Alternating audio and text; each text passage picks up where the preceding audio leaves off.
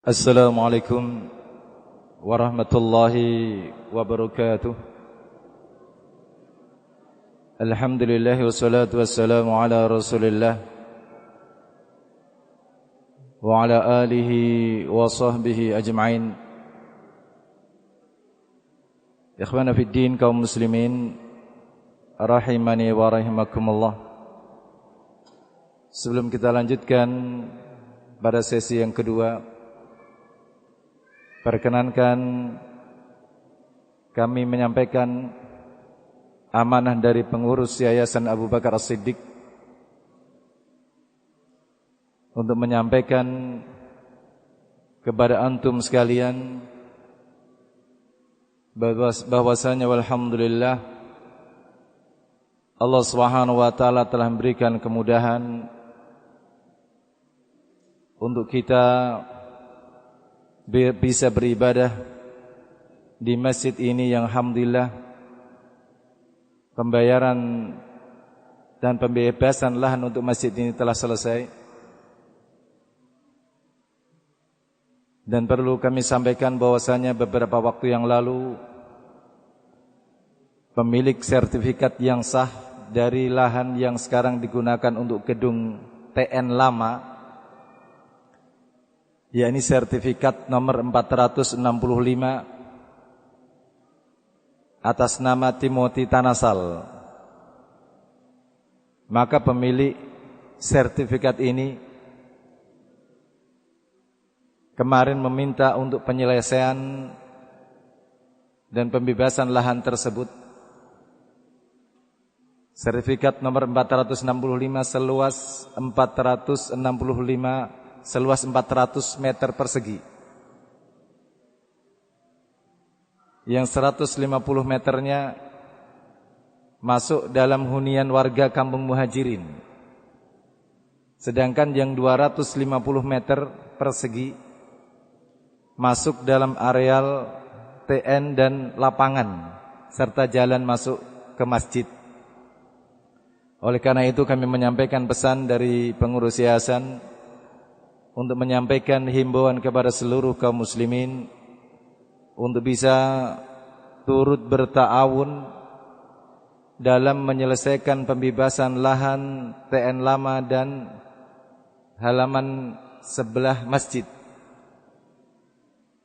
Dari pemilik tanah menyebutkan harga per meternya adalah 800.000 rupiah per meter persegi, sehingga yang menjadi tanggung jawab kita bersama adalah seluas 250 meter persegi. Kalau dikalikan dengan 800.000 rupiah, maka menjadi tanggung jawab kita adalah sebesar 200 juta. Sekali lagi kami sampaikan himbauan kepada seluruh ikhwah untuk turut berta'awun dalam membebaskan lahan TN lama dan halaman sebelah masjid, yakni sebesar 200 juta. Dan semoga Allah Subhanahu wa taala menjadikannya sebagai amal yang diterima di sisi Allah Subhanahu wa taala, memberatkan timbangan kebaikan bagi antum di akhirat kelak. Dan bantuan bisa disampaikan secara langsung kepada bendahara yayasan atau melalui rekening yayasan yang insyaallah taala penyampaian imbauan secara tertulis akan disampaikan melalui media sosial, melalui grup-grup ikhwah salafiyin yang ada. Nah, demikian himbauan dari pengurus yayasan. Semoga apa yang disampaikan ini menjadi pintu kebaikan bagi kita semua, dan jazakumullahu khairan wa barakallahu fikum. Nah, kita lanjutkan. Alhamdulillah wassalatu wassalamu ala Rasulillah wa ala alihi wa sahbihi ajma'in. Yaqulu Allah tabaraka wa ta'ala, ya ayyuhalladzina amanu ittaqullaha haqqa tuqatih wa la tamutunna illa wa antum muslimun. يا أيها الناس اتقوا ربكم الذي خلقكم من نفس واحدة وخلق منها زوجها وبث منهما رجالا كثيرا ونساء واتقوا الله الذي تساءلون به والأرحام إن الله كان عليكم رقيبا يا أيها الذين آمنوا اتقوا الله وقولوا قولا سديدا يصلح لكم أعمالكم ويغفر لكم ذنوبكم ومن يطع الله ورسوله فقد فاز فوزا عظيما أما بعد فإن أصدق الحديث كتاب الله وخير الهدي هدي محمد صلى الله عليه وسلم وشر الأمور محدثاتها فإن كل محدثة بدعة وكل بدعة ضلالة وكل ضلالة في النار. Ikhwana fid din, kaum muslimin rahimani wa rahimakumullah. Kita panjatkan puji syukur kita kepada Allah Subhanahu wa taala yang telah memberikan segala nikmat yang Allah Subhanahu wa taala limpahkan kepada kita. Termasuk Allah Subhanahu wa taala hadirkan kita di masjid ini dalam suasana seperti ini. Ini adalah nikmat yang besar dari Allah Subhanahu wa taala. Kita duduk berjumpa dengan saudara-saudara kita seiman, seakidah dalam rangka menuntut ilmu Allah, menuntut ilmu agama, mengingat negeri akhirat. Ini adalah nikmat yang sangat besar di saat kebanyakan manusia, kebanyakan orang-orang mereka sibuk, mereka tenggelam dengan dunia mereka. Pembicaraannya tidak siang tidak malam, cuma berbicara seputar dunia. Tidak ada semangat untuk mempelajari agama Allah, untuk mengamalkan syariat Allah Subhanahu wa taala. Tidak peduli dengan perintah-perintah dan larangan-larangan Allah Subhanahu wa taala. Mereka telah dilalaikan dengan kehidupan dunia. Fasadaqallah, maka maha benar Allah Subhanahu wa taala ketika Allah Subhanahu wa taala berfirman, Alhaakumut takatsur hatta zurtumul maqabir.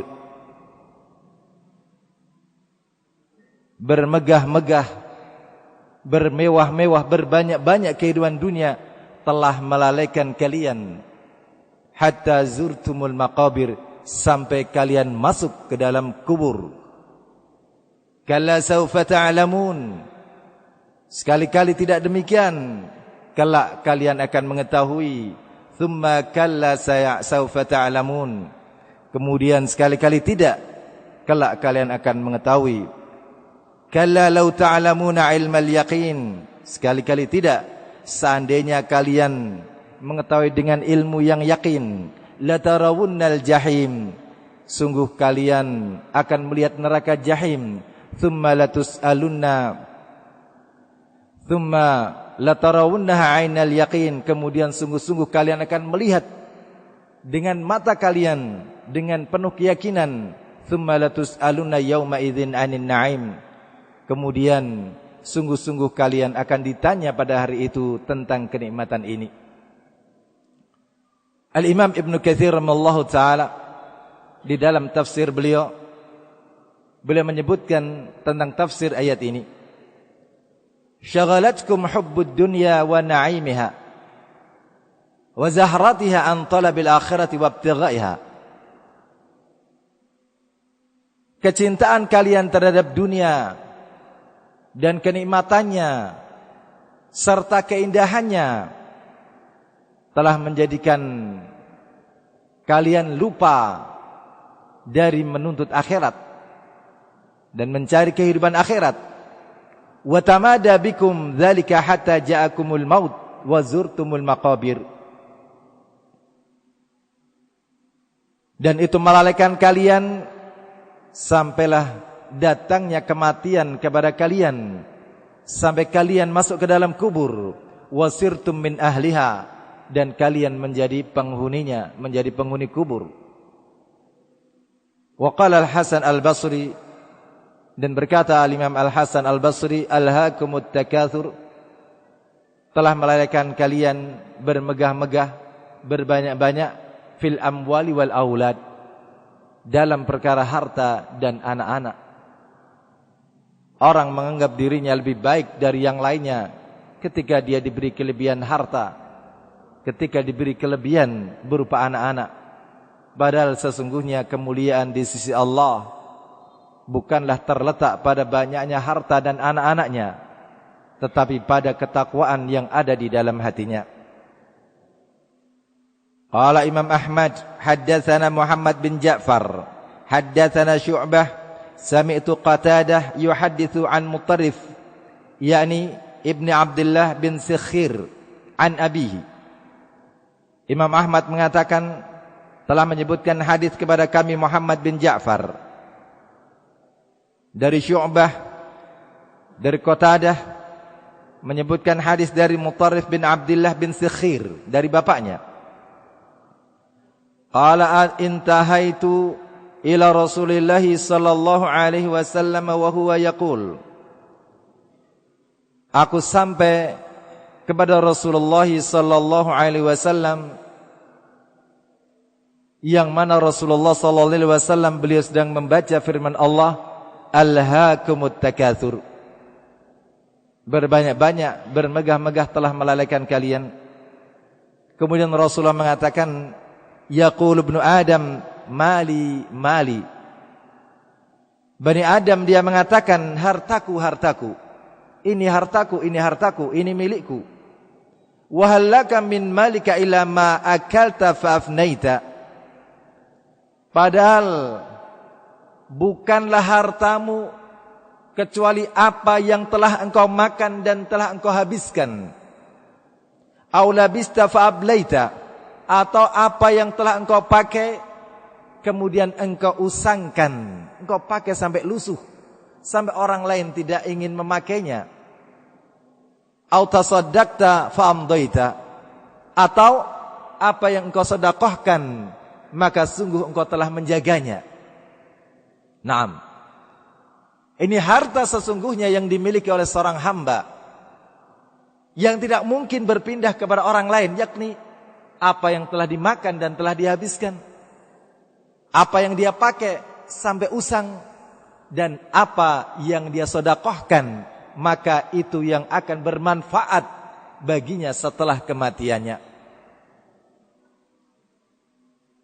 Ar-Rawahu Muslim wa Tirmidzi wa Nasa'i min tariqi Syu'bah bihi. Hadis ini diriwayatkan oleh Imam Muslim dan At-Tirmidzi dan An-Nasa'i dari jalan Syu'bah. Demikian pula Al-Imam Muslim beliau meriwayatkan sebuah hadis dari sahabat Abu Hurairah radhiyallahu taala anhu.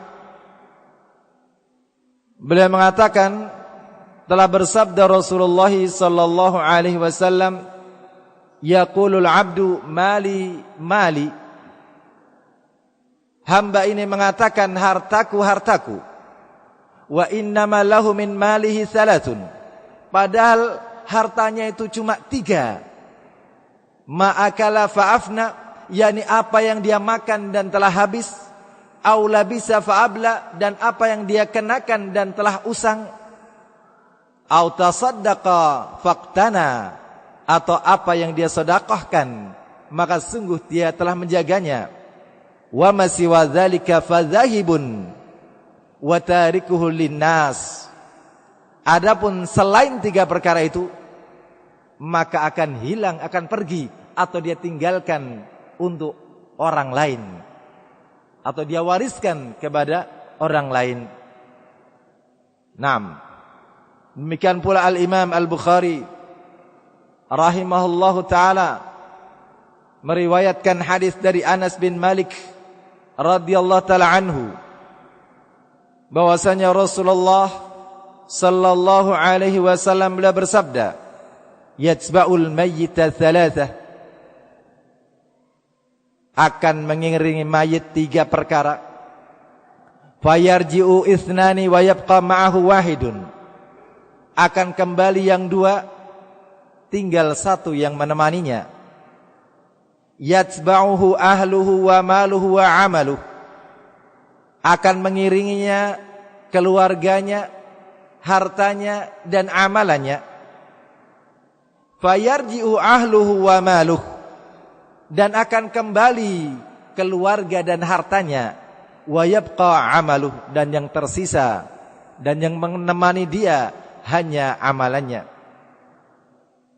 Demikian pula Imam Ahmad menyebutkan hadis dari sahabat Anas bin Malik radhiyallahu taala anhu, bahwasanya Nabi sallallahu alaihi wasallam beliau bersabda, "Yahramu ibnu Adam wa tabqa minhu ithnatani, al-hirs wal amal." Manusia itu menjadi tua, menjadi jompo, kecuali dua perkara pada dirinya. Manusia itu menjadi tua kecuali dua perkara yang ada pada dirinya. Al-hirs wal amal, ambisi dan angan-angan. Al-amal pakai hamzah. 6. Jadi walaupun rambutnya telah putih, kulitnya telah keriput, jalannya tidak tegak lagi, namun yang namanya ambisi dan angan-angannya tetap saja muda. Dan inilah manusia ayyuhal hadirun. Sehingga kita bersyukur kepada Allah Subhanahu wa taala, yang Allah Subhanahu wa taala bimbing kita. Allah mudahkan hati dan langkah kita untuk sampai di salah satu dari rumah-rumah Allah Subhanahu wa taala, untuk kita duduk bersama, kita saling mengingatkan, kita saling menegur demi kebaikan kita, sehingga kita bisa mendengarkan nasihat sebagaimana yang kita dengar pada sesi yang pertama. Kita diingatkan bahwasanya dalam waktu dekat lagi, kita memasuki bulan Sya'ban dan kemudian bulan Ramadan. Dan amalan-amalan apa yang perlu diperhatikan dan diamalkan pada bulan itu? Ini adalah kenikmatan yang besar. Dan setelah kita mengetahui perkara-perkara, amalan-amalan yang harus kita siapkan dan kita amalkan pada bulan-bulan tersebut, maka hendaklah kita mengetahui perkara-perkara agar amalan-amalan kita tersebut diterima di sisi Allah Subhanahu wa taala. Dan sungguh kebanyakan kita telah mengetahui syarat diterimanya amal itu ada dua. Kita telah mengetahui syarat diterimanya amal itu ada dua. Tetapi betapa butuhnya kita untuk diingatkan akan hal ini. Kita telah mengetahuinya, tetapi untuk mewujudkannya terkadang kita lupa, terkadang kita berat. Sehingga semoga pada kesempatan siang hari ini, apa yang menjadi materi kita bisa mengingatkan bagi kita semua, bagi saya pribadi dan bagi semua yang mendengarkan apa yang akan disampaikan. Maka syarat diterimanya amal itu ada dua. Yang pertama adalah al-ikhlas, dan yang kedua adalah al-mutaba'ah. Syarat diterimanya amal ada dua. Yang pertama adalah al-ikhlas, yang kedua adalah al-mutaba'ah. Al-Imam Al-Fudail bin Iyad rahimahullahu ta'ala, beliau mengatakan berkaitan dengan firman Allah Subhanahu wa taala, yakni dalam surat Al-Mulk ayat yang kedua, liyabluwakum ayyukum ahsanu amala. Liyabluwakum ayyukum ahsanu amala, untuk menguji kalian siapakah yang paling bagus amalannya. Dan banyak ayat ayyuhal hadirun, ya Allah Subhanahu wa taala menyebutkan Allah telah memberikan nikmat ini, nikmat itu. Allah telah memberikan ini dan itu untuk menguji kalian siapakah yang terbaik amalannya. Di antaranya surat Al-Mulk ayat yang kedua ini, alladzi khalaqal mauta wal hayata liyabluwakum ayyukum ahsanu amala. Dialah yang telah menciptakan kehidupan dan kematian untuk menguji kalian, siapakah di antara kalian yang terbaik amalannya. Qala rahimallahu ta'ala ay akhlasuhu wa aswabuhu. Yang terbaik amalannya adalah akhlasuhu wa aswabuhu, yang paling ikhlasnya dan paling benarnya. Wa qala innal amala idza kana khalisan wa lam yakun sawaban lam yuqbal. Karena sesungguhnya amalan itu walaupun dilakukan dengan ikhlas, tetapi kalau tidak benar tata caranya, tidak akan diterima oleh Allah Subhanahu wa ta'ala.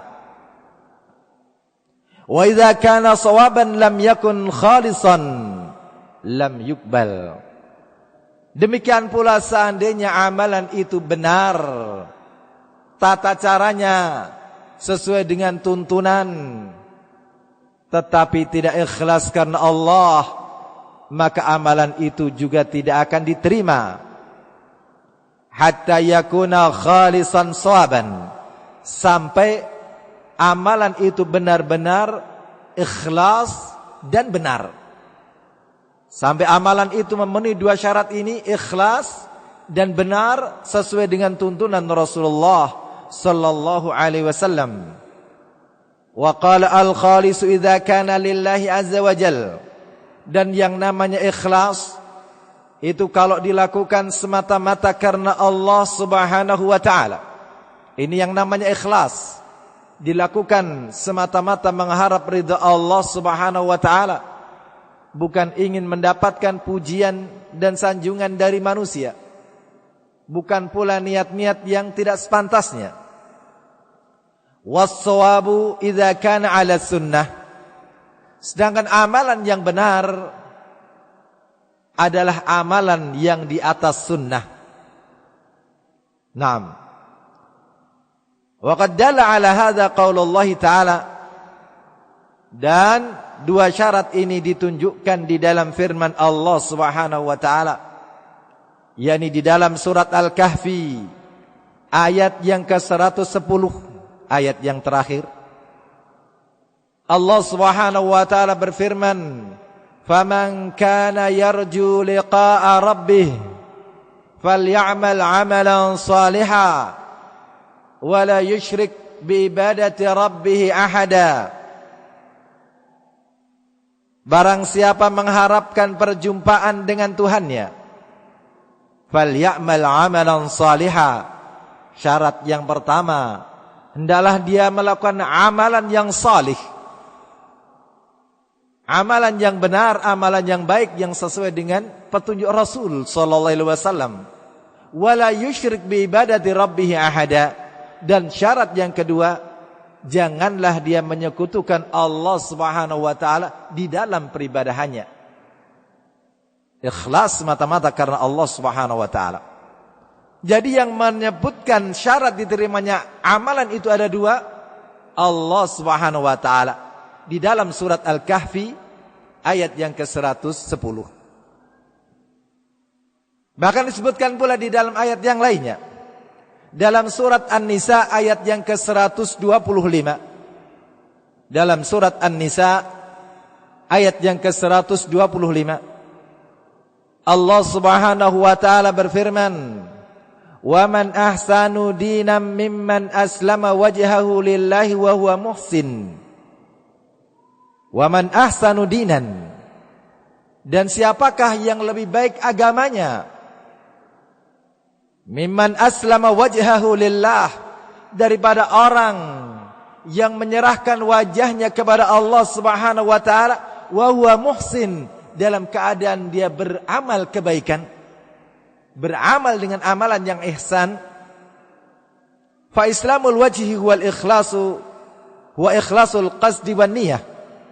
Maka para ulama menjelaskan islamul wajh, menyerahkan wajahnya kepada Allah, yakni mengikhlaskan niat dan amalannya hanya untuk Allah Subhanahu wa taala.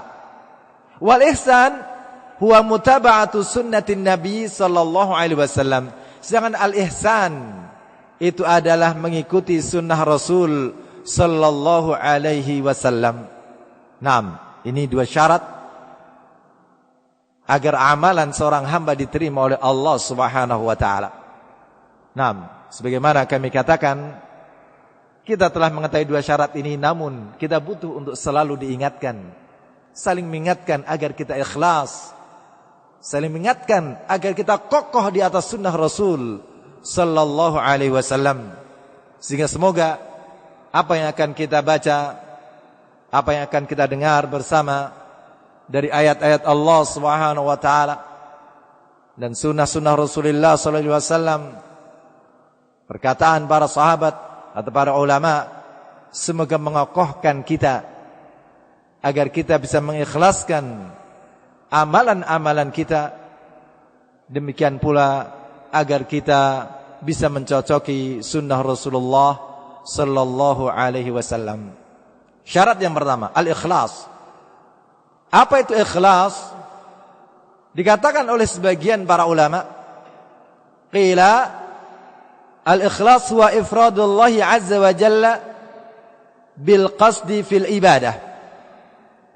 Ikhlas adalah mengesahkan Allah Subhanahu wa taala dalam niat untuk beribadah kepada Allah Subhanahu wa taala. Ini namanya ikhlas. Dia melakukan ini semata-mata untuk beribadah kepada Allah Subhanahu wa taala. Naam. Wa qila, dan ada pula yang mengatakan huwa tajridu qasdi taqarrubi ila Allah azza wa jalla min jami'i syawa'ibi.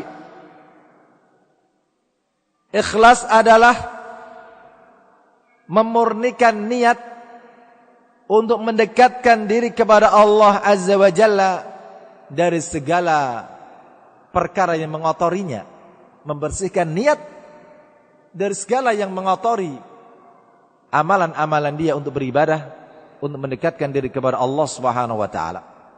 Naam. Maknanya kurang lebih ya, tidak jauh berbeda dengan definisi sebelumnya. Yang sebelumnya memurnikan niat semata-mata untuk beribadah kepada Allah Subhanahu wa taala. Yang kedua juga membersihkan niat mendekatkan diri kepada Allah Subhanahu wa taala dari berbagai kotoran. Waqila, dan dikatakan pula huwa nisyanu ru'yatil khalqi bidawamin nadhari ilal khaliqi. Yang namanya ikhlas itu adalah melupakan pandangan makhluk, dikarenakan dia menyadari terus-menerusnya pandangan Sang Pencipta. Karena dia senantiasa merasa diawasi oleh Allah, sehingga dia tidak peduli dengan pandangan makhluk. Nah, ini namanya niat, ini namanya ikhlas. Orang mau bilang apa, tidak peduli. Yang penting saya melakukan ini semata-mata karena Allah Subhanahu wa taala.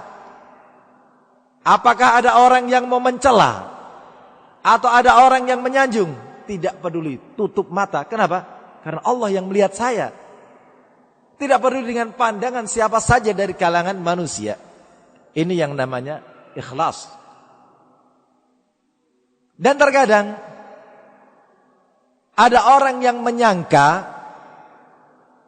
bahwasanya ikhlas itu urusannya mudah. Oh, ikhlas itu mudah saja. Ada orang yang menyangka demikian, menganggap ikhlas itu adalah perkara yang mudah.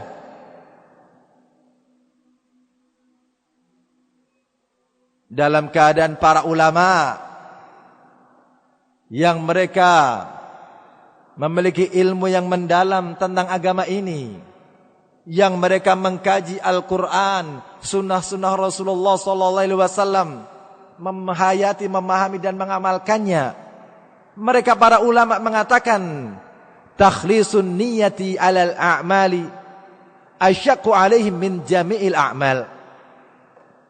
Takhlisun niyati alal amali asyaqqu alaihim min jami'il a'mal. Memurnikan niat ya, Memurnikan satu niat saja itu lebih susah daripada melakukan seluruh amalan. 6. Mengikhlaskan niat satu amalan itu lebih berat daripada amalan seluruhnya. 6. Orang-orang munafikin ada di antara mereka yang turut menyaksikan, turut menghadiri salat berjamaah bersama Rasulullah. Bahkan ada di antara mereka yang turut berangkat berjihad, berperang. Tapi apakah mereka bisa ikhlas di dalam amalan tersebut? Tidak mungkin. Karena tidak adanya keimanan kepada Allah Subhanahu wa taala. Artinya mereka bisa melakukan amalan-amalan yang disyariatkan, tetapi ikhlasnya tidak bisa. Maka demikianlah seorang hamba, mungkin dia bisa melakukan amalan ini, melakukan amalan itu, bisa bersodakoh yang banyak ke sana, bisa melakukan ini, baca Al-Quran yang banyak, ibadah banyak, tapi ikhlasnya belum tentu mampu. Ikhlasnya belum tentu mampu. Qala Ibnu Umar radhiyallahu ta'ala anhuma, Ibnu Umar radhiyallahu ta'ala anhuma, beliau mengatakan, "Lau a'lamu anna Allah azza wa jalla yaqbalu minni sajdatan bil laili wa sajdatan bin nahari, la tartu syauqan ilal maut." Ibnu Umar beliau mengatakan, seandainya aku tahu kalau Allah Subhanahu wa taala menerima satu sujudku di malam hari, atau satu sujudku dan satu sujudku di siang hari, la tartu syauqan ilal maut, niscaya aku terbang karena ingin mati. Ya. Anallahu azza wa jalla yaqul, karena sungguhnya Allah Subhanahu wa taala berfirman, innama yataqabbalullahu minal muttaqin, bahwasanya Allah hanya menerima amalan dari orang-orang yang bertakwa. Jadi kalau mengetahui ini amalan kamu hari ini ikhlas karena Allah Subhanahu wa taala, beliau mengatakan, aku ingin mati saja. Kenapa? Karena menutup amalannya dengan keikhlasan. Dan itu adalah jaminan keselamatan bagi seorang hamba. Karena Rasulullah mengingatkan, innamal a'malu bil khawatim, sesungguhnya amalan itu tergantung dari penutupnya. Sesungguhnya amalan seorang hamba tergantung dari penutupnya.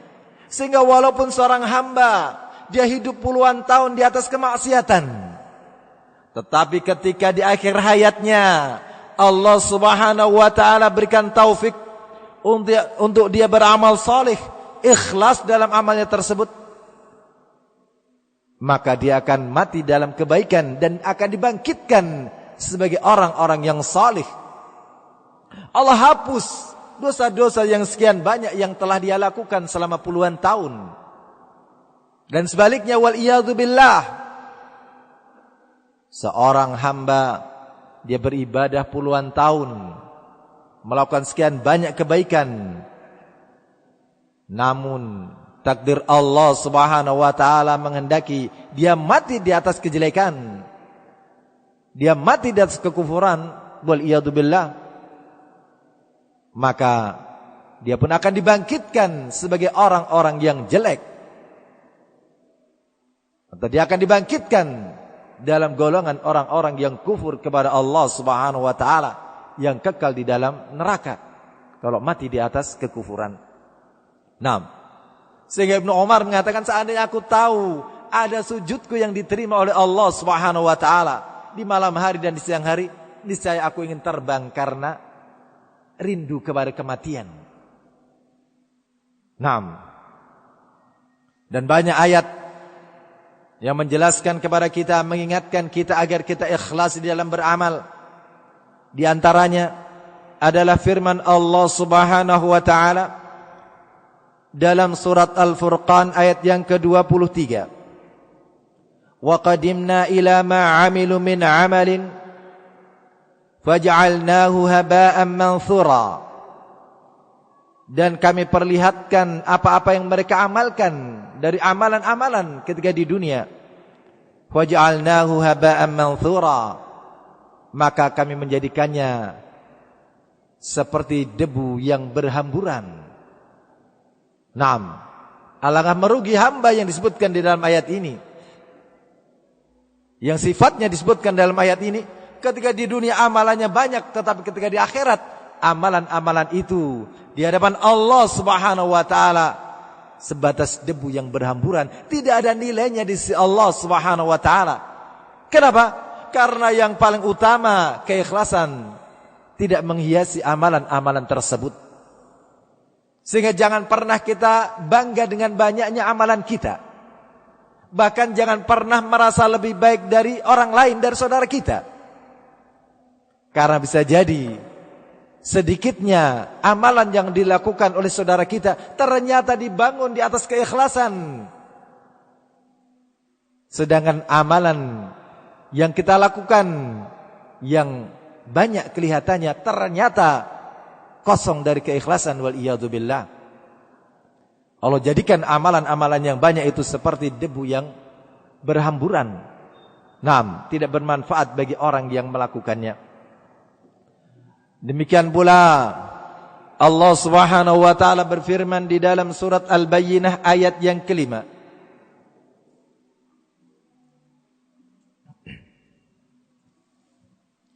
Wa ma umiru illa liya'budullaha mukhlishina lahud-din khunafa wa yuqimus salata wa yu'tuz zakata wa dzalika dinul qayyimah.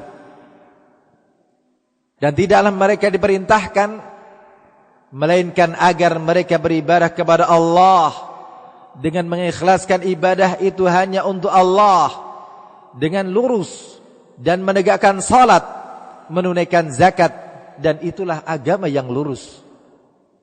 Agama yang lurus adalah agama atau ibadah yang dilakukan ikhlas semata-mata karena Allah Subhanahu wa ta'ala. Demikian pula di dalam surat Az-Zumar ayat yang kedua, Allah Subhanahu wa taala berfirman, fa'budillaha mukhlishan lahud-din. Maka beribadahlah kepada Allah dengan mengikhlaskan agama ini. Allah perintahkan agar kita mengikhlaskan ibadah kita. Demikian pula dalam ayat selanjutnya, ayat yang ketiga dari surat Az-Zumar, Allah Subhanahu wa taala berfirman, ala lillahid dinul khalis. Ala lillahid dinul khalis. Ketahuilah, milik Allah lah agama yang murni itu, agama yang ikhlas itu. Milik Allah Subhanahu wa taala. Sehingga siapa saja yang tidak mengikhlaskan ibadahnya untuk Allah tidak akan sampai kepada Allah. Karena milik Allah Subhanahu wa taala adalah agama yang murni, agama yang ikhlas. Demikian pula masih dalam surat Az-Zumar pula ayat yang ke-11.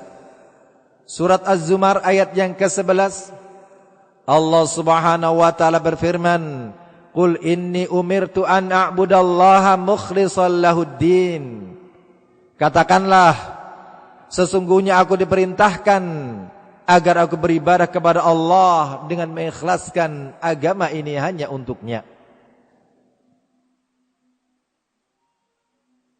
Demikian pula di dalam surat Al-An'am ayat yang ke-162.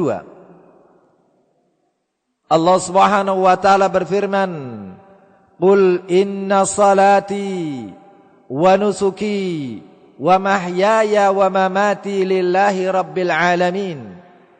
Katakanlah, sesungguhnya salatku dan kurbanku dan hidupku dan matiku hanya untuk Allah Rabbul Alamin.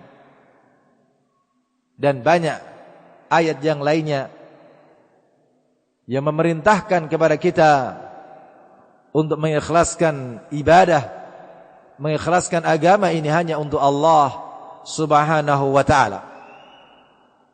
Adapun dari hadis-hadis Rasulullah sallallahu alaihi wasallam, maka di sana ada hadis yang dikeluarkan oleh Imam An-Nasa'i dari sahabat Abu Umamah Al-Bahili radhiyallahu ta'ala anhu. Sahabat Abu Umamah Al-Bahili Beliau mengatakan, qila lin Nabi sallallahu alaihi wasallam. Pernah ditanyakan kepada Rasulullah sallallahu alaihi wasallam, ara'aita rajulan ghaza yaltamisul ajra wa dzikra. Ditanyakan kepada Rasulullah sallallahu alaihi wasallam, bagaimana pendapatmu tentang seseorang yang dia berperang karena mengharapkan pahala dan juga sebutan. Dia mengharapkan pahala dari Allah, tapi juga ingin disanjung sama orang. Nah, berarti ada sampai ditanyakan seperti ini. Bagaimana tentang seseorang yang dia berperang karena Allah, tapi juga karena ingin disanjung orang. Famalahu, maka apa yang akan dia dapatkan? Ya, bagaimana orang seperti ini?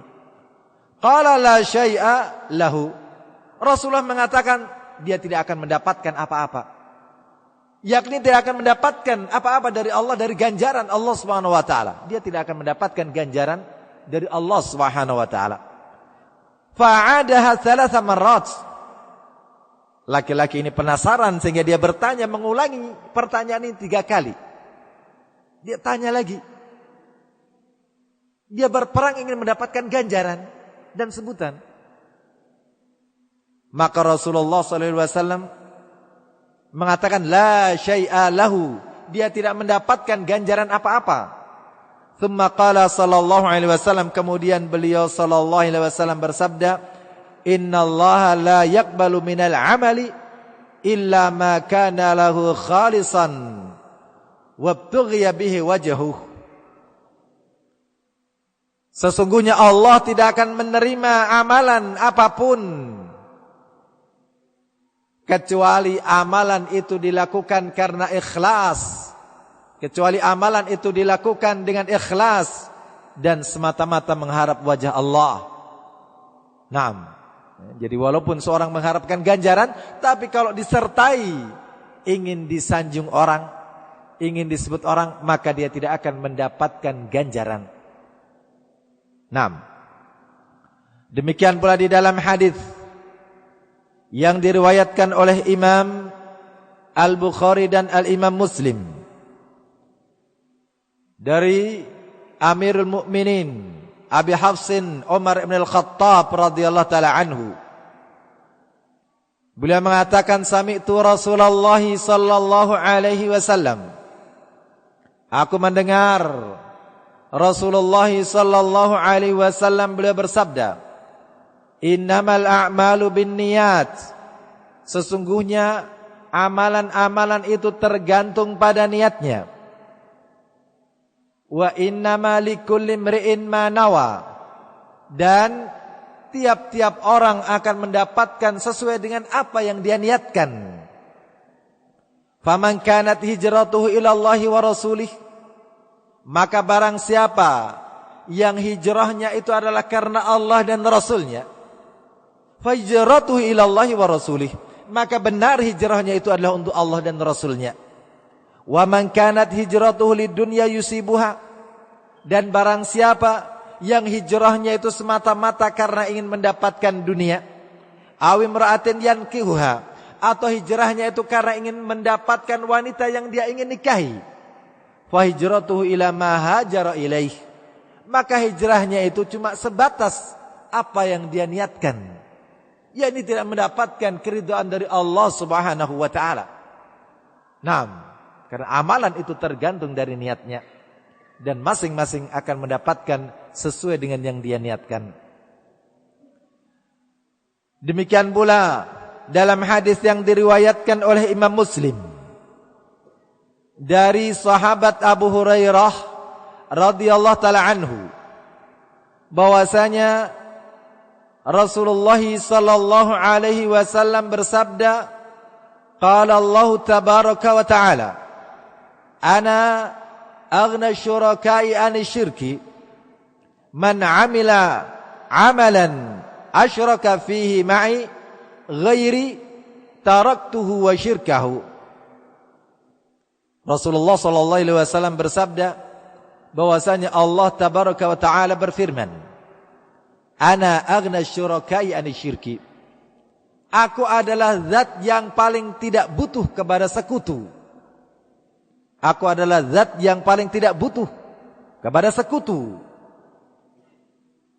Man amila amalan asyraka fihi ma'i ghairi, maka barang siapa melakukan suatu amalan yang dia menyekutukan dalam amalan itu dengan selainku, taraktuhu wa syirkah, maka aku akan meninggalkan dia dan apa yang dia sekutukan tadi. Wa fi riwayat Ibnu Majah, dan di dalam riwayat Ibnu Majah, Rasulullah sallallahu alaihi wasallam beliau bersabda, menyebutkan firman Allah Subhanahu wa taala, "Fa ana minhu bari wa huwa lilladzi asyraka." Maka aku berlepas diri darinya dan dia digabungkan dengan sekutunya itu. Naam, dimasukkan ke dalam neraka Allah Subhanahu wa taala wal iyadzu billah. Naam.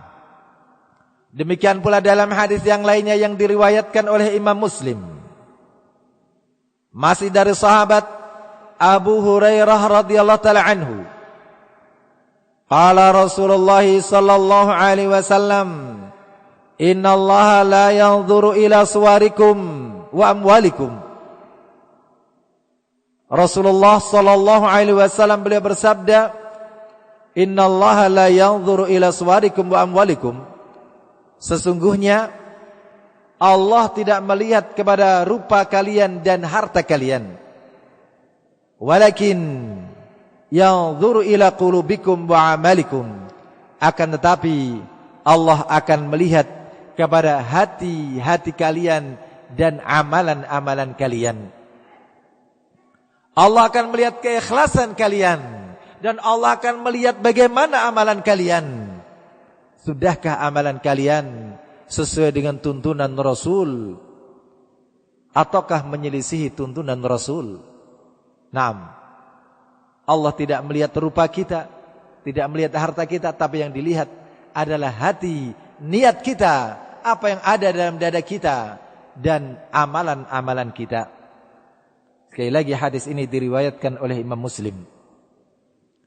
Demikian pula masih dalam hadis yang diriwayatkan oleh Imam Muslim dari sahabat Abu Hurairah radhiyallahu taala anhu, bahwasanya Rasulullah sallallahu alaihi wasallam beliau bersabda, "Inna awwalan nasi yuqda yaumal qiyamati alaihi." Sesungguhnya orang yang pertama-tama akan diputuskan urusannya pada hari kiamat. Atau dalam riwayat yang lain disebutkan neraka dinyalakan untuk mereka pertama-tama adalah rajulun ustushhida. Yang pertama adalah seseorang yang mati syahid. Fa utiya bihi fa'arafahu ni'amahu fa'arafaha. Maka dia pun didatangkan dan ditunjukkan kepadanya nikmat-nikmatnya sehingga dia pun mengetahuinya. Qala fama amilta fiha. Maka Allah Subhanahu wa taala pun bertanya kepadanya, apa yang kamu lakukan pada nikmat-nikmat tersebut? Qala qataltu fika hatta ustushhitu. Aku berperang di jalanmu sampai aku mati syahid. Aku berperang di jalanmu ya Allah sampai aku mati syahid. Allah Subhanahu wa taala berfirman, "Kadzabta, dusta kamu, walakinnaka qatalta li an yuqal jari." Kamu dusta karena sungguh kamu berperang agar dikatakan kamu adalah pemberani, kamu adalah pahlawan. Faqad qila, dan sungguh telah dikatakan, orang-orang telah mengatakan engkau adalah seorang pemberani, orang-orang telah mengatakan engkau adalah pahlawan, orang-orang telah menyanjungmu sebagai pemberani dan pahlawan. Tsumma umira bihi fasahiba ala wajhihi. Kemudian dia pun diperintah untuk diseret di atas wajahnya, wajahnya tertelungkup menjadi alas, menjadi dasar untuk dia diseret. Hatta ulqiya finnar, sampai dia dilontarkan ke dalam neraka. Ini yang pertama, orang yang berjihad sampai dengan mati di medan pertempuran tetapi tidak ikhlas karena Allah Subhanahu wa taala. Wa rajulun ta'allama al-ilma wa 'allamahu wa qara'a al-Qur'an. Yang kedua adalah seseorang yang mempelajari ilmu dan mengajarkan ilmu dan dia membaca Al-Qur'an. Fa utiya bihi fa'arafahu ni'amahu fa'arafaha. Kemudian dia pun didatangkan dan ditunjukkan kepadanya nikmat-nikmatnya. Kemudahan menuntut ilmu, kecerdasan dan seterusnya. Kemudian Allah bertanya, "Fama 'amilta fiha?" Apa yang kamu lakukan pada nikmat-nikmat tersebut? Qala ta'allamtul ilma wa 'allamtuhu wa qara'tu fikal Qur'an. Dia mengatakan, aku belajar ilmu agama dan aku mengajarkan agama dan aku membaca Al-Qur'an semata-mata karenamu. Qara'tu fikal Qur'an, aku membaca Al-Qur'an karenamu. Qala kadzabta, Allah berfirman, dusta kamu, walakinnaka ta'allamtal ilma liyuqal alim wa qara'tal Qur'ana liyuqal huwa qari'. Akan tetapi kamu mempelajari ilmu agar dikatakan kamu seorang alim, seorang yang berilmu, dan engkau membaca Al-Qur'an agar dikatakan engkau adalah ahli membaca Al-Qur'an. Wa qad qila, dan sungguh telah dikatakan, tsumma umira bihi fasuhiba ala wajhihi, kemudian diperintahkan untuk dia diseret di atas wajahnya, hatta ulqiya finnar, sampai kemudian dia dilemparkan ke dalam neraka. Yang ketiga, rajulun wasa'allahu alaihi, adalah seseorang yang Allah lapangkan hartanya, wa atahu min asnafil mali kullih, dan Allah Subhanahu wa taala memberikan harta dari berbagai macam rupanya. Fa utiya bihi fa'arafahu ni'amahu fa'arafaha, maka kemudian dia pun didatangkan dan ditunjukkan kepadanya nikmat-nikmatnya dan dia pun mengakui nikmat-nikmat tersebut. Qala fama 'amilta fiha, maka Allah bertanya kepadanya, apa yang kamu lakukan padanya pada nikmat-nikmat tersebut? Qala ma taraktu min sabilin tuhibbu an yunfaqa fiha illa anfaqtu fiha lak. Tidaklah ada satu jalan yang kau ridhoi untuk diinfakkan padanya kecuali aku berinfak padanya. Qala kadzabta, Allah berfirman, dusta kamu. Walakinnaka fa'alta liyuqal huwa jawadun, akan tetapi kamu melakukan semua itu agar dikatakan kamu adalah orang yang dermawan. Faqad qila, maka sungguh telah dikatakan, orang-orang telah mengatakan kamu adalah orang yang dermawan. Fasuhiba thumma umira bihi fasuhiba ala wajhihi hatta ulqiya finnar. Kemudian dia diperintahkan untuk diseret di atas wajahnya dan kemudian dilontarkan ke dalam neraka. Dan banyak lagi ayat hadis-hadis yang lainnya yang menyebutkan tentang keikhlasan. Qala Yahya bin Abi Katsir rahimahullahu taala, ta'allamun niyata fa innaha ablaghu minal amal. Qala Yahya bin Abi Katsir, ta'allamun niyah, pelajarilah niat, fa innaha ablaghu minal amal, karena sesungguhnya niat itu lebih ablagh. Ablagh itu lebih mendalam, lebih kuat, lebih menentukan daripada amalan. Niat itu lebih menentukan daripada amalan.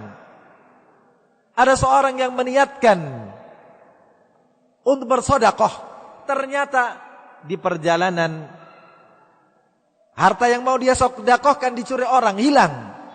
Maka dia mendapatkan ganjaran sedekah. Walaupun apa? Walaupun amalannya tidak jadi, tapi dia telah berniat dengan sungguh-sungguh, dengan ikhlas karena Allah, dia sungguh-sungguh ingin bersedekah. Ternyata takdir Allah menghendaki lain, maka tetaplah ganjaran bagi dia. Dia mendapatkan ganjaran orang yang bersedekah. Di sisi yang lain ada orang yang bersedekah banyak tetapi tidak ikhlas, dia tidak mendapatkan apa-apa. Sehingga pentingnya mempelajari keikhlasan, karena niat itu lebih menentukan daripada amalan. Demikian pula qala Abdullah bin Ibnul Mubarak rahimahullahu taala, ruba amalin saghirin tukabbirun niyatuh. Betapa banyak amalan yang kecil tetapi menjadi besar karena niatnya. Menjadi besar karena niatnya. Ada seorang yang dia fakir, dia bersedekah dengan sejumlah yang sedikit dari harta, sedikit dari nilai uang tersebut. Ini bisa mengalahkan sedekah orang yang banyak sedekahnya. Seperti seorang yang kaya, dia menyedekahkan sekian banyak harta. Yang itu tidak sebanding dengan banyaknya harta yang dia punya. Yang miskin dia menyedekahkan yang sedikit, tapi ini hampir itulah yang dia punya. Maka bisa jadi yang sedikit itu mengalahkan yang besar disebabkan apa? Disebabkan karena niatnya. Dia ikhlas karena Allah Subhanahu wa taala, semata-mata mengharapkan ridha Allah Subhanahu wa taala sehingga bisa mengalahkan amalan-amalan yang besar. 6. Seorang memberi minum anjing yang kehausan. Memberi minum anjing, seekor anjing yang kehausan bisa lebih besar nilainya di sisi Allah Subhanahu wa taala daripada orang yang memberi minum ribuan manusia tetapi tidak ikhlas karena Allah Subhanahu wa taala. Ya, dan banyak pula nasihat para salaf tentang niat tersebut. Kemudian syarat yang kedua, 6, agar amalan kita diterima di sisi Allah Subhanahu wa taala adalah al-mutaba'ah. Al-mutaba'ah mengikuti tuntunan Rasulullah sallallahu alaihi wasallam. 6. Syarat yang kedua ini ditunjukkan oleh hadis Rasulullah sallallahu alaihi wasallam, yakni dalam hadis yang diriwayatkan oleh Imam Muslim dari Ummul Mukminin Aisyah radhiyallahu taala anha, qalat qala Rasulullah sallallahu alaihi wasallam, man amila amalan laisa alaihi amruna fahuwa raddun.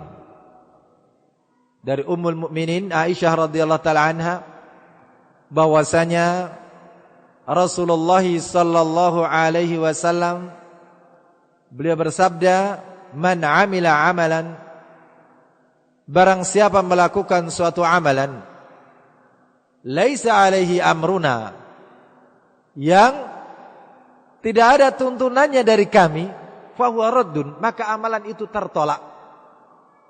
6.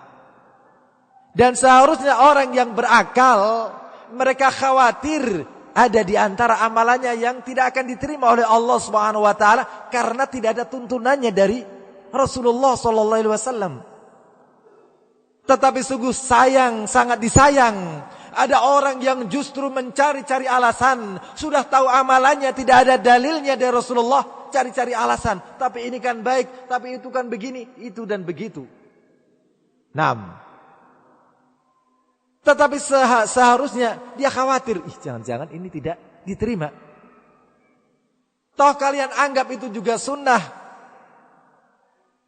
yang seandainya tidak dilakukan tidak mendapatkan dosa, dalam keadaan tidak memiliki dasar-dasar dalil-dalil yang memerintahkan di dalam sunnah Rasul. Sehingga di mana akal-akal kalian? Sehingga kalau memang benar-benar kalian berakal, kalian akan tinggalkan amalan-amalan yang tidak ada bimbingannya dari Rasulullah sallallahu alaihi wasallam. Demikian pula di dalam hadis yang diriwayatkan oleh Imam Bukhari dan Imam Muslim, masih dari Ummul Mukminin Aisyah radhiyallahu taala anha, bahwasanya Rasulullah sallallahu alaihi wasallam beliau bersabda, man ahdatsa fi amrina hadza ma laysa minhu fahuwa raddun. Barang siapa yang mengada-adakan suatu amalan, ya, fi amrina hada, dalam urusan kami, yakni dalam urusan agama, yakni mengada-adakan amalan dalam urusan agama, yakni perkara ibadah, sesuatu yang kalau dilakukan dianggap akan mendekatkan diri kepada Allah, sesuatu kalau dilakukan akan mendatangkan ganjaran. 6. Ini urusan agama. Nah, barang siapa mengada-ada perkara seperti ini yang tidak ada tuntunannya dari kami, malaysa minhu, apa-apa yang tidak dari agama ini, yakni tidak ada tuntunannya dari Allah dan Rasulnya, wa huwa raddun, maka amalan itu tertolak, ibadah itu tertolak. Qala al-Imam Malik rahimahullahu taala, man ahdatha fi hadhihi al-ummati syai'an lam yakun alaihi salafuha, barang siapa mengada-adakan sesuatu pada umat ini yang belum ada pada pendahulunya, yakni para sahabat radhiyallahu taala anhum, faqad zama anna Muhammadan khana risalah, maka sungguh dia telah menuduh Muhammad sallallahu alaihi wasallam mengkhianati risalah. Yakni ada sesuatu yang tidak Rasulullah sampaikan kepada umat ini sehingga diadakan amalan tersebut. Lianna Allah yaqul, karena sesungguhnya Allah Subhanahu wa taala berfirman, yakni dalam surat Al-Maidah ayat yang ketiga, Al-yauma akmaltu lakum dinakum, pada hari ini telah aku sempurnakan agama kalian bagi kalian. Wa atmamtu alaikum nikmati, dan aku cukupkan nikmatku atas kalian. Wa raditu lakumul islam madina, dan aku ridho Islam sebagai agama kalian. Jadi agama Islam ini telah disempurnakan oleh Allah Subhanahu wa taala ketika Rasulullah telah hidup, dan Rasulullah adalah sebaik-baik orang yang amanah, sehingga seluruh risalah yang Allah Subhanahu wa taala amanahkan kepada beliau telah disampaikan kepada umat. Sehingga kalau ada orang mengatakan ini ada perkara agama yang belum diajarkan oleh Rasulullah, berarti dia telah menuduh Rasulullah sallallahu alaihi wasallam mengkhianati risalah ini. 6. Kemudian di sana ada firman Allah Subhanahu wa taala di dalam surat Ali Imran ayat yang ke-31. Allah Subhanahu wa taala berfirman, "Qul in kuntum tuhibbunallaha fattabi'uni yuhibbukumullah." Qul, katakanlah, yakni Nabi sallallahu alaihi wasallam diperintahkan untuk mengatakan, in kuntum tuhibbunallah, jikalau kalian mengaku cinta kepada Allah, fattabi'uni, maka ikutilah aku, ikutilah Rasul sallallahu alaihi wasallam, laksanakan perintahnya, jauhi larangan-larangannya. Yuhibbukumullah, niscaya Allah akan mencintai kalian. Barang siapa mengaku cinta kepada Allah, ikutlah Rasul, maka pasti Allah akan mencintainya. Sehingga dipahami dari ayat ini, barang siapa menentang Rasul, tidak mau mengikuti petunjuk Rasul, Allah akan membencinya. Dan Allah tidak mungkin akan menerima amalan-amalannya, karena Allah hanya menerima dari orang-orang yang bertakwa, orang-orang yang dicintai Allah Subhanahu wa taala, karena Allah mencintai orang-orang yang bertakwa. Qala Al-Hasan Al-Basri rahimahullahu taala, idda'a nasun mahabbatallahi azza wa jalla, fabtalahumullahu azza wa jalla bihadhil ayah. Ada orang-orang yang mengaku cinta kepada Allah, maka Allah Subhanahu wa taala pun menguji mereka dengan Allah menurunkan ayat ini. Qul in kuntum tuhibbunallaha fattabi'uni yuhibbukumullah. Katakanlah, jikalau kalian cinta kepada Allah, maka ikutilah aku, niscaya Allah akan cinta kepada kalian. Dan berkata sebagian para ulama, qala ba'dus sahabah, berkata sebagian sahabat Nabi sallallahu alaihi wasallam, nahnu nuhibbu rabbana hubban syadidan. Di kalangan atau sebagian para sahabat ada yang mengatakan, kami cinta kepada Allah dengan cinta yang amat sangat. Fa ahabballahu an yaj'ala li hubbihi alamatan. Maka Allah Subhanahu wa taala menghendaki untuk membuat bukti atas kecintaan itu. Allah menjadikan kecintaan itu ada buktinya. Maka fa'anzala qawlahu azza wa jal, maka Allah Subhanahu wa taala menurunkan firman-Nya, qul in kuntum tuhibbunallaha fattabi'uni yuhibbukumullah. Katakanlah, jikalau kalian cinta kepada Allah, maka ikutilah aku, niscaya Allah akan cinta kepada kalian. Demikian pula Allah Subhanahu wa taala berfirman di dalam surat Al-Hasyr ayat yang ke-7. Wa ma atakumur rasulu fakhudhuhu wa ma nahakum anhu fantahu. Dan apa-apa yang Rasul berikan kepada kalian, maka terimalah. khobar, perintah, maka terimalah. Kalau khobar, berita, maka imani, jangan ragukan. Adapun kalau itu perintah, maka laksanakan. Wa manahakum anhu fantahu, dan apa-apa yang dia larang maka tinggalkanlah. Demikian pula Allah Subhanahu wa taala berfirman dalam surat An-Nisa ayat yang ke-59. Ya ayyuhalladzina amanu, wahai orang-orang yang beriman, atiullaha wa atiur rasul.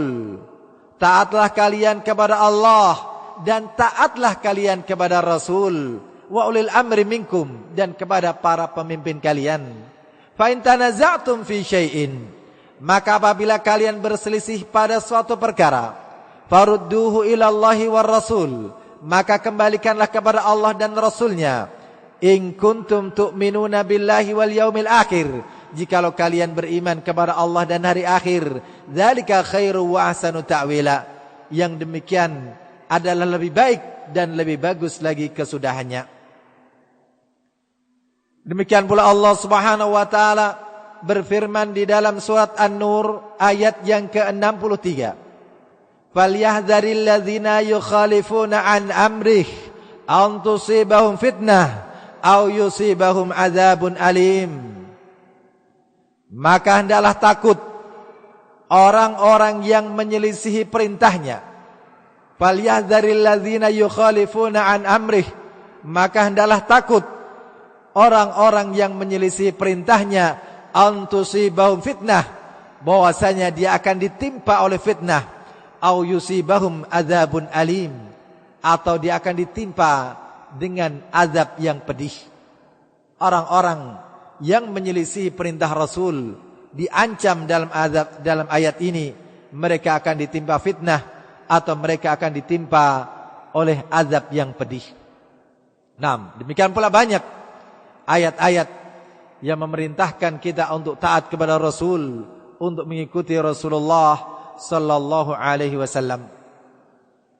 Dan di sana juga ada hadis-hadis Rasulullah sallallahu alaihi wasallam yang menunjukkan wajibnya kita mengikuti Rasulullah sallallahu alaihi wasallam.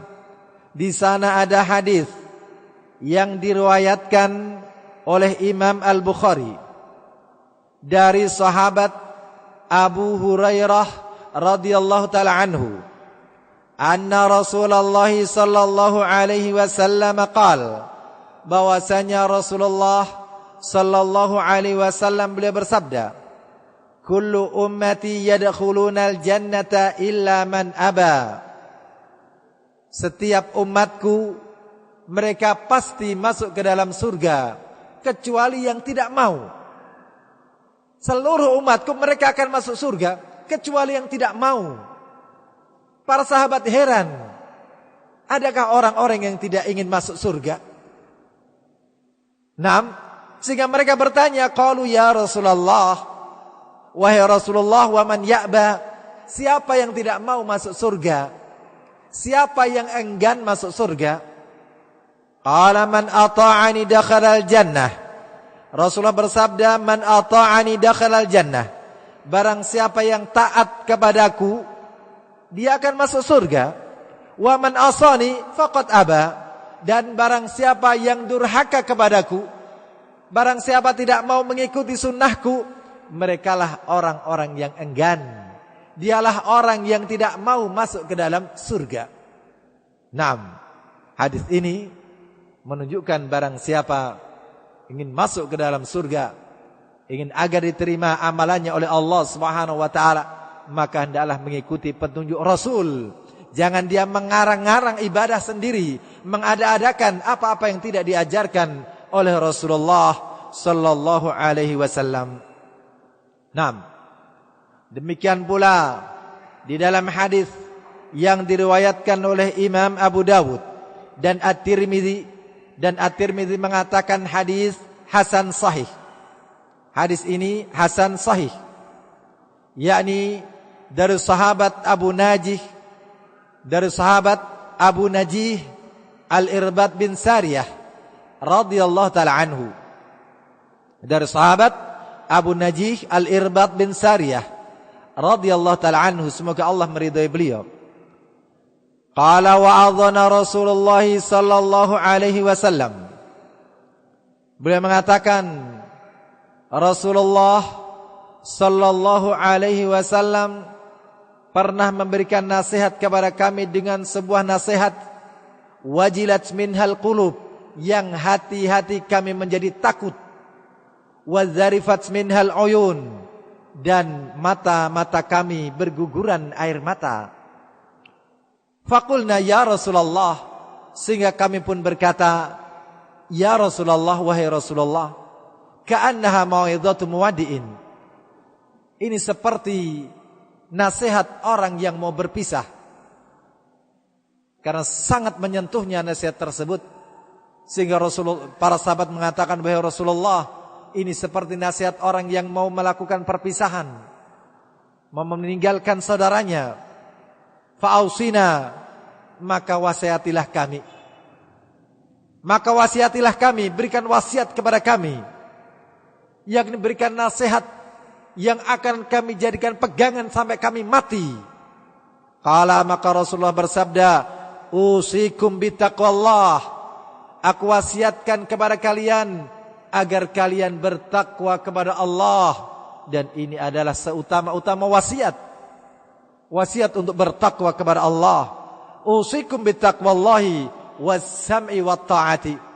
Aku wasiatkan kepada kalian untuk bertakwa kepada Allah dan untuk mendengar dan taat kepada pemerintah kalian, taat kepada pemimpin kalian. Wa in ta'ammara 'alaikum 'abdun, walaupun yang memerintah kalian itu adalah hamba sahaya. Walaupun yang memerintah kalian itu adalah hamba sahaya. Fa innahu man ya'is minkum fasyayara ikhtilafan katsira. Dan barang siapa berumur panjang di antara kalian, fa innahu man ya'is minkum fasyayara ikhtilafan katsira, maka barang siapa di antara kalian yang masih hidup sepeninggalku, dia akan menyaksikan perselisihan yang banyak. Dia akan menyaksikan perselisihan yang banyak. Fa'alaikum bisunnati wa sunnatil khulafa'ir rasyidin al-mahdiyyin. Maka wajib atas kalian untuk berpegang teguh dengan sunnahku dan sunnahnya al-khulafa'ir rasyidin al-mahdiyyin. Dan wajib kalian berpegang teguh dengan sunnahnya khulafa'ur rasyidin, yang mereka adalah orang-orang yang terbimbing. Addu 'alaiha bin nawajid, gigitlah sunnahku tersebut dan sunnahnya khulafa'ur rasyidin dengan gigi geraham kalian, yakni pegang erat-erat, jangan dilepaskan. Wa iyyakum wa muhdatsatil umur, dan hati-hatilah kalian dari perkara-perkara yang baru dalam agama ini.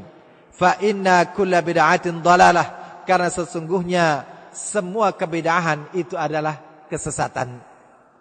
Semua kebid'ahan itu adalah kesesatan. Naam. Dan banyak hadis pula yang menyebutkan, yang memerintahkan kita untuk berpegang teguh dengan hadis-hadisnya, dengan sunnah Rasul sallallahu alaihi wasallam. Naam. Demikian pula di antara sahabat radhiyallahu ta'ala anhum, ada di antara mereka yang memberikan nasihat. Sahabat Abdullah bin Mas'ud radhiyallahu ta'ala anhu, beliau mengatakan, ittabi'u wa la tabtadi'u faqad kufitum. Ittabi'u, ikutilah Rasul, wa la tabtadi'u, dan jangan kalian mengada-adakan perkara yang baru. Faqad kufitum, maka cukup bagi kalian. Jadi seandainya yang kita ketahui dari sunnah Rasul itu baru sedikit, kalau itu kita amalkan, itu lebih baik daripada amalan yang banyak, tetapi tidak ada tuntunannya, tidak ada sandarannya dari Rasulullah sallallahu alaihi wasallam. Maka sunnah Rasul sallallahu alaihi wasallam walaupun sedikit yang kita tahu, maka sungguh itu adalah jalan keselamatan. Naam. Demikian pula Ibnu Mas'ud radhiyallahu ta'ala anhu Beliau menyebutkan, dan ini masih hadis Rasulullah SAW, dalam hadis yang diriwayatkan oleh Imam Muslim, bahwasanya Rasulullah SAW beliau bersabda, "Innal Islama bada'a ghariban wa sayaudu ghariban kama bada'a." Sesungguhnya Islam itu bermula dengan keasingan. Islam datang dalam keadaan orang banyak mengingkarinya. Islam datang dalam keadaan orang banyak menganggap aneh, menyelisihi apa yang dilakukan oleh kebanyakan orang. Islam datang dalam keadaan terasing. Wa sayaudu ghariban kama bada, dan Islam akan kembali menjadi asing sebagaimana awalnya. Fatuba lil ghuraba, maka beruntunglah orang-orang yang dianggap asing tadi. Beruntunglah orang-orang yang asing tadi. Qila wa man hum ya Rasulullah, dikatakan siapa mereka wahai Rasulullah? Qala alladzina yasluhuna idza fasadan nas, yakni orang-orang yang berbuat kebaikan, yang melakukan perbaikan ketika kebanyakan manusia sedang rusak. Mereka al-ghuraba, yang mereka istiqamah di atas sunnah Rasulullah SAW di tengah-tengah manusia yang mereka meninggalkan sunnah Rasul, bahkan meninggalkan agama Allah Subhanahu wa ta'ala. Demikian pula masih dari hadis Rasulullah SAW, bahwasanya Rasulullah SAW beliau pernah bersabda, "Inna min waraikum ayyamas sabar." Sesungguhnya di belakang kalian ada hari-hari kesabaran. As-sabru fihi mislu qabdi alal jamar, dan bersabar pada hari itu seperti seseorang memegang bara api.